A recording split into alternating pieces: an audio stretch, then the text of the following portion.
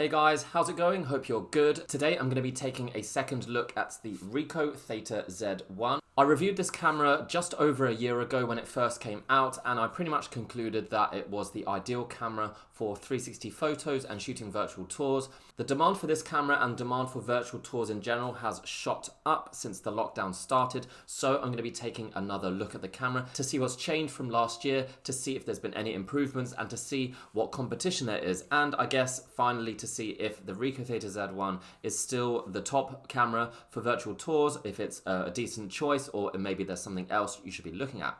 I have been inundated with questions about virtual tours, about how to make them, which cameras to use, which cameras are easiest to use, because a lot of people are creating them for the first time. They're not necessarily professional photographers. They want something easy, but they want something that can create high quality images for their clients or for the space that they're shooting. So I am going to be saying if this is still capable of doing that.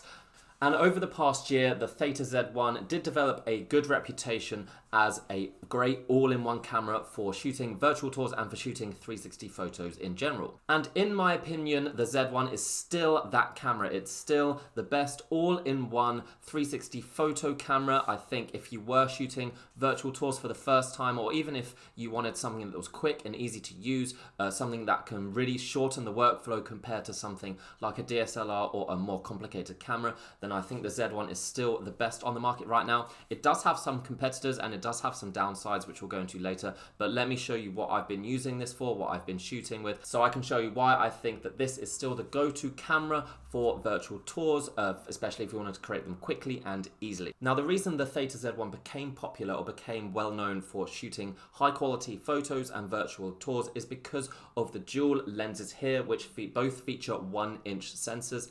These sensors are larger than most other 360 cameras. That allows it to capture more detail, more light. It works better indoors. It works better in low light situations. So that really puts the camera ahead of the competition, especially in its price range. There is still no other camera with dual 1-inch sensor lenses, so it's still unique in that regard.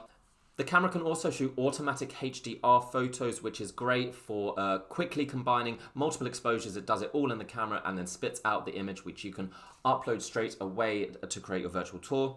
It can also shoot DNG RAW photos, which is the absolute best way to use this camera. It can capture as much detail as possible. You can then go into Lightroom or Photoshop and get so much more detail out of the image. So that is the best way to shoot any kind of virtual tour with an all-in-one camera, and the Ricoh Theta Z1 allows you to do that. So I've been showing you some images, and you can see here the kind of shots that I've been shooting with the Z1. Now, I am by no means the best photographer in the world.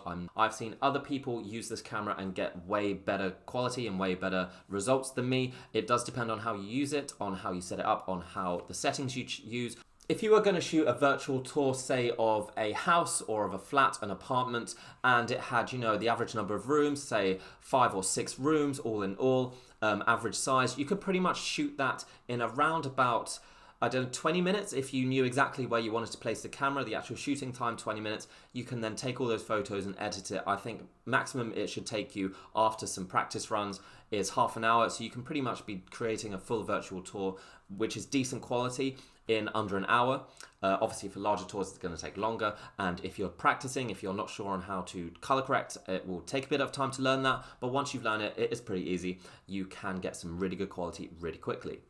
But what has changed in the past year? Have there been any updates? Have there been any improvements? Yes, there have. The main thing that's been added to this camera that Ricoh released are the plugins. So Ricoh released a whole set of plugins, which basically are little pieces of software that you can install into the camera, which expands its functionality. So Ricoh developed their own set of plugins. They all do different things. You can check them out on the website. Various different functionalities added to the camera.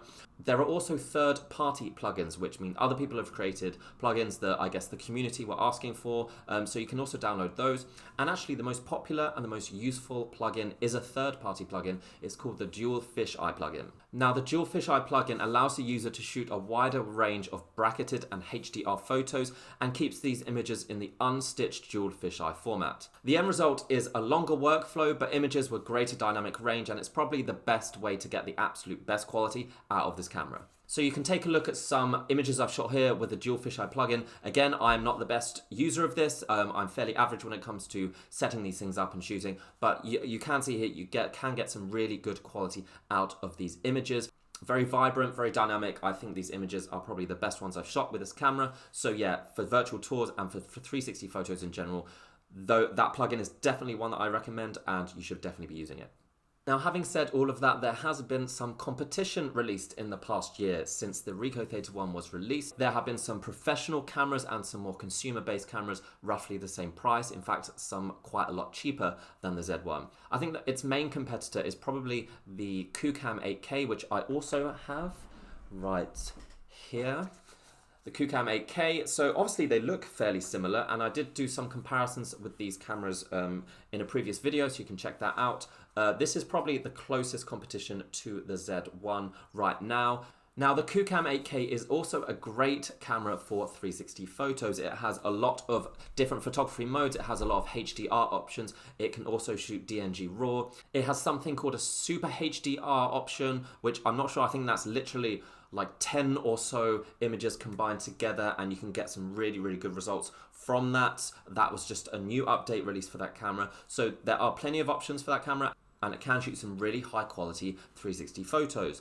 It's also the first 360 camera that can shoot 8K video, and that is a big advantage. That is the only 360 camera under $1,000, £1,000 that can do that. So if you were looking for a camera that could shoot good quality photos and video, then the Kucam 8K is probably more suited to you. The Theta Z1 still, I think, beats it. In my comparisons that I did, I found that shot with the Theta Z1 had slightly less noise. It worked better in low light environments. So all in all, I do think the Z1 is still slightly better for virtual tours and for photos, but for video, the Kucam is way better, and it's not much worse when it comes to photos, but you know, if we're looking for the best, we're looking for the best. Now that brings me on to one of the downsides of the Theta Z1 is the fact that it's not very good at shooting video. I mean, it's capable of it. It shoots 4K 360 video at around about 80 megabits per second. Unfortunately, 4K just isn't good enough these days. It's really needs to be 5K or higher for decent quality video. And there was supposed to be some updates released that added stabilization, stuff like that, but I have not seen any difference. I still find the video to be quite blurry, quite low quality. The only time you really would use it is if it's standing still on a tripod. Even then, it's still not that great. I definitely would not recommend the Z1 as a video camera. There have also been some other cameras released, some from other companies that you probably wouldn't have heard of. There's the X-Phase Pro, which seems to be an amazing camera. It has something like 20 lenses, and it shoots really, really super high resolution photos, like 100 megapixels, and I've seen some comparisons, and it does look like that camera can outshoot the Z1 when it comes to sharpness and detail. The reason I don't really recommend that camera or cameras like that is because these companies are really new. They don't really mass produce these cameras. I tend to get the feeling when I ever work with companies that are new that, you know, the support isn't that great, whereas Ricoh is a huge company. There's so many people using this camera and there's so much more support, and at the end of the day, it's going to be a lot easier for most people to use the Z1 rather than a more complicated camera like that, which is also more expensive. Now, the camera is far from perfect. Like I said, video not that great. Also, battery life is pretty poor. I would recommend bringing a battery pack or, you know, an external charger if you were going to use this, you thought you were going to use it all day. Also, no expandable memory means you are stuck with just 19 gigabytes, which can fill up if you are continuously using the camera, and if you don't offload the images or videos, you really need to do that every time you finish like a shoot, or you're going to find yourself running out of space. I'm begging Ricoh to please just put a micro SD card slot in your next camera. Really don't understand why it's not possible. So I guess that's it, guys. That's just a quick updated review of the Ricoh Theta Z1. This has been the camera that I always go to if I need to shoot photos, even professionally. Clients seem to be happy with it. This is the camera that I've rented out the most, especially recently. People have been constantly asking me to rent this camera out, and I have done. I mean, even I'm renting it out today, later today, for a whole week. Many people want to use this camera to, I guess, shoot their first virtual tours and stuff like that. So this is definitely still an in-demand camera. It's still very much relevant, and the technology is still good enough to beat the competition today. So that's it. The Ricoh Theta Z1, still awesome.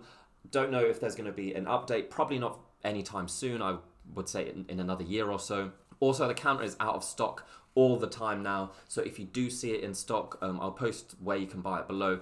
If it's in stock and you need it, then get it straight away because it will be out of stock very quickly. So that's it, guys. I hope you've found that useful. If you have any questions about the Z1, then let me know. You can also check my website for an updated review of this camera with some more photo and video examples and some more discussion on what the pros and cons of this camera is. And yeah, check that out. But until next time, I will see you around.